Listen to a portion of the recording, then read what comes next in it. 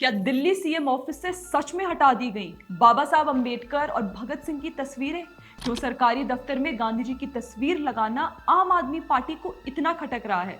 देखिए, कल विधानसभा सत्र शुरू ही हुआ था कि दिल्ली की पूर्व डमी सीएम आतिशी मारलेना ने बेबुनियाद आरोपों की रेल निकाल दी। भाजपा पर आरोप लगाते हुए उन्होंने कहा कि भारतीय जनता पार्टी ने दिल्ली सचिवालय से, मुख्यमंत्री के कार्यालय से बाबा साहब भीमराव अंबेडकर की फोटो हटाकर उस स्थान पर प्रधानमंत्री नरेंद्र मोदी जी की फोटो लगा दी।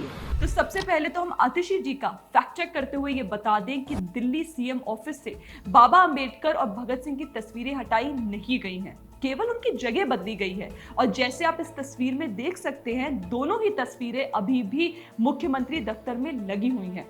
दूसरी बात ये कि आम आदमी पार्टी जो भाजपा पर बाबा साहब अंबेडकर और भगत सिंह का तिरस्कार करने का आरोप लगा रही है, उन्होंने तो हमारे राष्ट्रपिता महात्मा गांधी का ही निरादर कर दिया। सवाल तो उनसे पूछने चाहिए कि क्यों आपके नेता ने महात्मा गांधी की तस्वीर अपने कार्यकाल के दौरान अपने दफ्तर में नहीं लगाई। आपने भी तो किसी ना किसी नेता की तस्वीर हटाकर ही तो बाबा साहेब और भगत सिंह की तस्वीरें लगाई थी।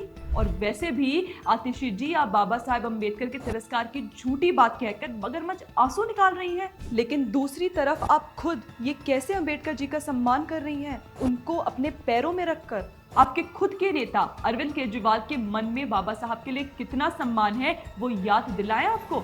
चलिए देखिए। कोई कह रहा था जिसने संविधान लिखा होगा उसने भी दारू पी के ही संविधान लिखा होगा। जी हाँ, केजरीवाल का ये मानना था कि हमारा संविधान तो लगता है किसी ने पीकर लिखा होगा।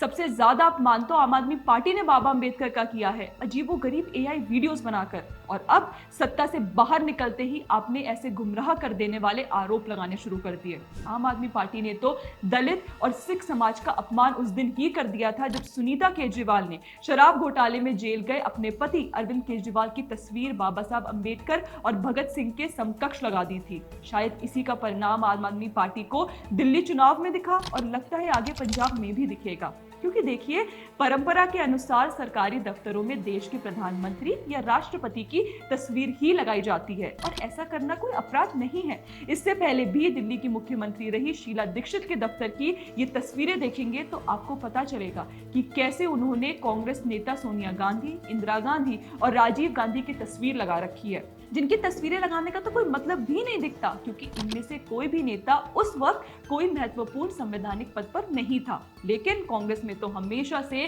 परिवारवाद का ही चलन रहा है, तो स्वाभाविक सी बात है कि कांग्रेस के नेता के दफ्तर में उनकी तस्वीर लगाई ही जाएगी।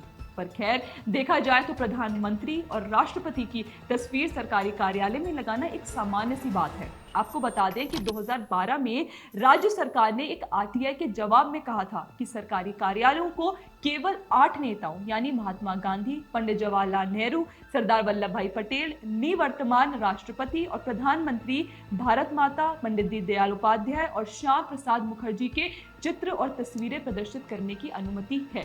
तो आम आदमी पार्टी का और महत्वपूर्ण मुद्दों को छोड़ दिल्ली मुख्यमंत्री दफ्तर में किसकी तस्वीर लगी है और उसको लेकर सरकार पर निशाना साधना राजनीति तो है, लेकिन टूलकिट वाली राजनीति है। ऐसे में ये फालतू का बवाल ना मचाकर आप कंस्ट्रक्टिव ऑपोजिशन की भूमिका निभाएं, नहीं तो अगले चुनाव में जनता इतनी सीटें भी नहीं देगी कि ऑपोजिशन की लीडर बन सके।